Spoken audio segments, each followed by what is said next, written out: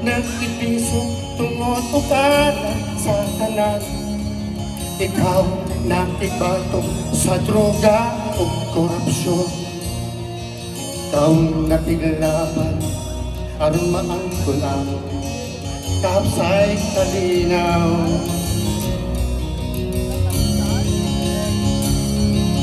Ikaw ang naghanap sa hayat nga kaumahon. Pagkando'y naghandong iniamo ang naangkot. Mga maayo mong tumo o tinguha kami nagsaya.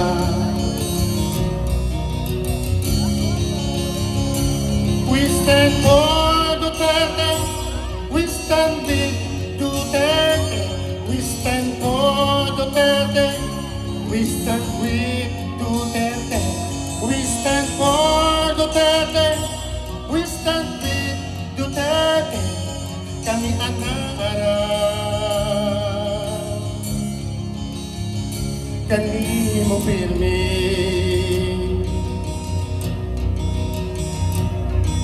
Duterte, we stand for Duterte.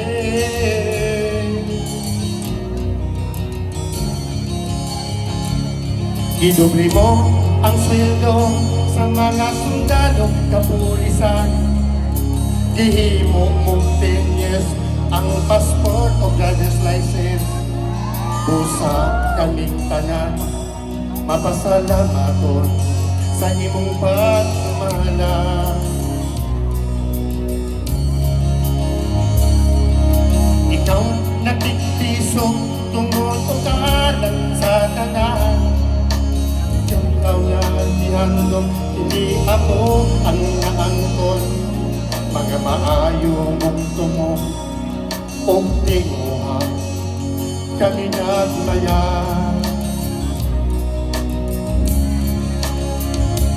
We stand for Duterte, we stand with Duterte. We stand for Duterte, we stand with Duterte. We stand for Duterte, we stand with Duterte. Kami ang naalam, kandi mong birmi.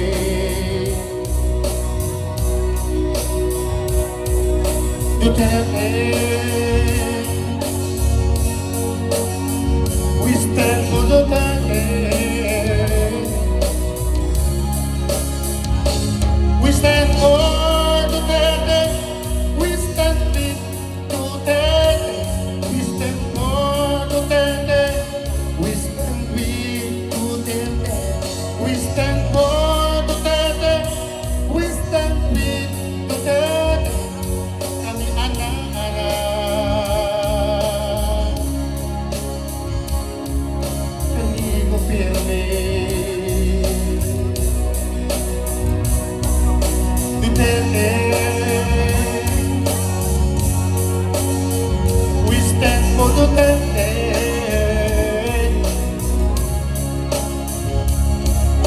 Duterte.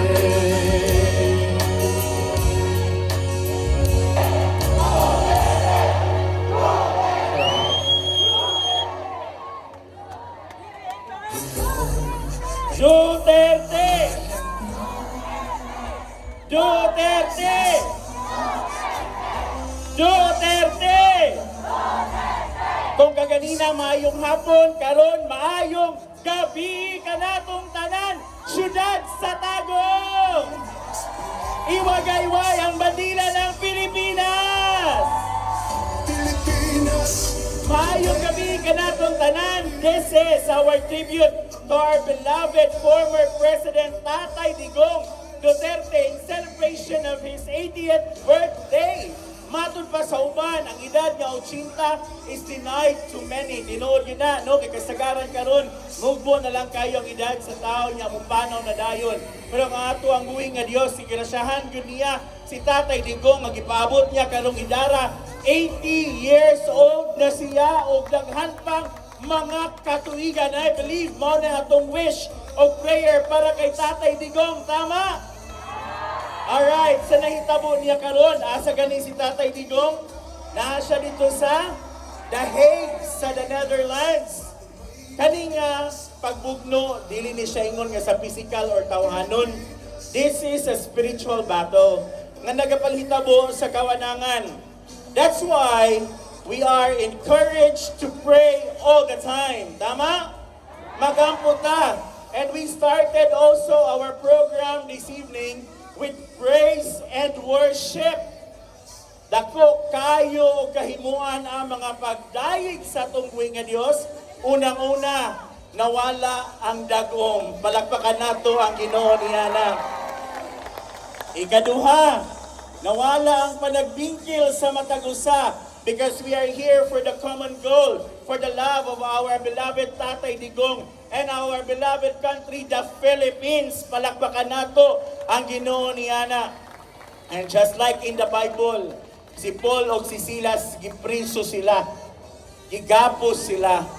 But in the middle of the night, while they are praising and worshiping God, nangatanggal ang tanang talikala nga nakagapos sa ilaha. That's what praise and worship can do. And as we continue to praise and worship God tonight, I believe, bisan pa og si Tatay Digong, wala gigapos karon apan gikulong. Victory is on him right now. Palakpakan nato atong buhi nga Dios. And one day,